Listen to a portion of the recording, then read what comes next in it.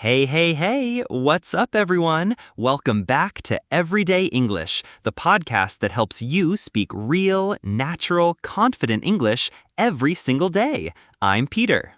And I'm Sophia, and today, we have something very special for you. We're calling this episode, If You Understand This Story, Your English is Amazing. Because, let's be honest, understanding a story in English with all its vocabulary, expressions, and emotions, that's a real sign of progress, right? Exactly. Reading and listening to stories in English is one of the most powerful ways to learn. Why? Because you don't just learn words, you learn how those words work in real situations, in real life. Right. It's like training your brain to think in English without memorizing boring lists of vocabulary. You feel the meaning, you hear the rhythm, you connect ideas. And the best part? It's fun. Stories are emotional, they surprise us, they make us curious, and that makes learning feel effortless. So here's how today's episode works. In just a moment, we're going to tell you a short, powerful story, 100% in English. Your job? Just relax, listen carefully, and see how much you can understand. After the story, we'll go back and break down some of the most useful vocabulary, so don't worry if you don't catch everything the first time. This is one of those episodes where you might want to listen twice. First, to enjoy the story, then again to really master the words and phrases. Now, before we jump into the story, we just want to say, if you enjoy this episode, if you learn something new, if this content brings value to your learning journey, Then hey, consider subscribing to the podcast. That way, you never miss an episode, and you help us grow this beautiful learning community. But only if it really helps you. We're not here for numbers. We're here to make a difference in your English, all right? All right. Deep breath, everyone. Get ready. This story might be simple, but if you understand it, you're going to feel like a champion. Let's do this. Are you ready? Let's see how much you can understand. Here comes the story. The Boy Who Couldn't See the Stars. There was once a boy named Liam who had never seen the stars. He had never watched the moonlight dance on the surface of a lake or followed the constellations across the sky on a summer night. Liam had been blind since birth. And although he had learned to navigate his world with courage and skill, there was one thing he dreamed of more than anything else: seeing the stars. "I wonder what they look like," he would whisper to his classmates during astronomy lessons. "Are they really as magical as people say?" His friends would try their best to describe them, tiny lights in the sky, scattered like diamonds across a black velvet blanket. Some were bright, some soft, some moved. But no words seemed to capture it all. And Liam, though he smiled and listened, always felt a little far away from the world they described. Until one day, everything changed. It started as a simple idea in his classroom, an art and science project combined.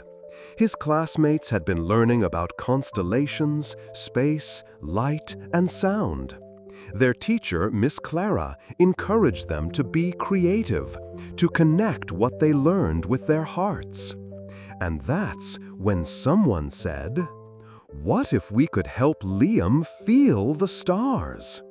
At first, it sounded impossible, but little by little, the class began to plan something truly special. They worked in secret for days, staying after school, collecting materials, whispering excitedly during lunch breaks. One student sculpted tiny stars out of soft clay, dozens of them, each one shaped uniquely, some round, others sharp, some with ridges and curves. They placed them gently into a wooden box, carefully spaced apart to resemble constellations.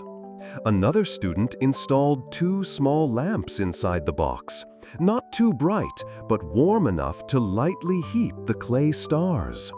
They wanted Liam to feel the difference, the warmth, the texture, the life of the stars under his fingertips. But they didn't stop there. Two students fascinated by music and technology began exploring sounds from space. Recordings of deep space frequencies, solar winds, radio waves captured by satellites. They used AI to create a soft, haunting melody from these sounds, something that felt like floating in the universe. It was quiet, mysterious, beautiful. They connected a tiny speaker inside the box, and when turned on, the stars would sing. The day finally came. Miss Clara asked Liam to stay after class. The lights were low, the room was quiet. His classmates stood in a circle, smiling nervously, as the wooden box was placed on the table in front of him. "What is this?" Liam asked, touching the edges of the box. "It's a gift," said one of his friends gently. "We want to show you the stars." The soft hum of the universe began to play. Warm light flickered inside the box, gently heating the clay stars. His friends guided his hands, slowly, carefully, onto the surface of the tiny sculptures. At first, Liam said nothing. He touched one star, then another. Some were smooth, some rough. He felt the heat, the subtle vibration from the music, the rhythm of the unknown. And then he smiled. Then tears welled in his eyes. "I can see them," he whispered. Nobody spoke, not even the teacher. "I can see them," he repeated. "Not with my eyes, but in here." He touched his chest, his heart. "They're glowing, like I'm flying in space. I see light, I see color, I see everything." What Liam saw that day, no one really knows. But in that moment, he traveled beyond the darkness he had always known. He saw a sky that only he could see, and it was beautiful. When the music faded, Liam sat quietly, still holding the stars. His classmates didn't ask questions. They didn't need to. Because in his expression, they saw wonder. They saw joy. They saw the kind of beauty no textbook or telescope could ever explain. And though Liam may never see with his eyes, on that day, he saw something more than most people ever will. The stars may live in the sky, but that day, they shined in his soul.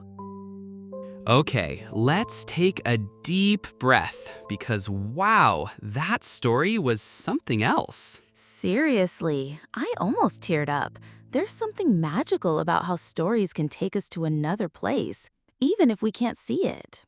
And what makes this story even more powerful, it's packed with amazing vocabulary and real expressions you'll actually hear and use in English. Exactly. So let's do what we love to do. Break it down together, word by word, expression by expression, and show you how learning vocabulary through stories is not only effective, it's super fun. Let's start with the word longed. Liam longed to see the stars. That verb means to want something deeply, to dream of it, to feel a strong desire. You don't just want it, you long for it. Such an emotional word. You can say she longed for her family, or he longed to travel the world. It adds depth to your feelings. Next up, describe. Liam's classmates try to describe the stars. That's when you explain what something looks like, feels like, sounds like, using words. That's right. If you can describe things well, your English becomes super effective. You can paint pictures with words. Try describing your room in English. Try describing your favorite meal. Love it. And then we have the word disconnect. Liam felt a disconnect. That means a separation, emotionally or mentally, like when everyone else understands something and you feel left out. It's such a common feeling in language learning too, right? Feeling like you're not part of the conversation. But hey, if you're here listening now, that means you're connecting, you're growing. Exactly. Now, let's talk about the word sculpt. Oh, I love this one. His classmates sculpted tiny stars out of clay. To sculpt is to shape something with your hands, usually for art, but in this case, for love and friendship. And it gives us the noun sculpture, like a work of art made from stone, metal, or in our story, clay. Great word to add to your vocab toolbox. Next, glow. The stars began to glow under the lamps. That means they gave off a soft light, like the moon glows, or fireflies, or candles. It's not bright, it's gentle and magical. Just saying the word glow makes me feel warm inside. And it's a beautiful image for language. Your English can glow as it improves. All right, now one of my favorite phrases in the story, haunting melody. Let's talk about that. A haunting melody isn't scary, it's touching, emotional, unforgettable. Right. It's the kind of music that stays in your heart. You can say, the song had a haunting beauty, or her voice was haunting. It's poetic. Poetic, just like this story. And here's another useful word, imaginary. Liam sees the stars in his imaginary world. That means in his mind. It's not physically real, but it's emotionally real. Exactly. Like an imaginary friend or an imaginary vacation.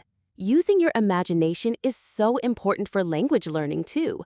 Picture words, picture scenes. It helps you remember. Now, if you're loving this episode and you've learned even one new word or phrase, take a second right now to subscribe to Everyday English. It's free, and it keeps this content coming your way. only if it's helping you, of course. If we're making your English journey better, if we're adding value, then come join this learning community. Speaking of emotional stories, we've got a book recommendation you do not want to miss. It's called What I Saw After Losing My Sight. Incredible book. It's the real story of someone who lost their vision but gained a new way of seeing the world. Not with eyes, but with heart, sound, touch, memory. Perfect for language learners, too. You can read it slowly, learn powerful vocabulary and context, and feel inspired at the same time. And here's a little challenge. Try reading a chapter a day.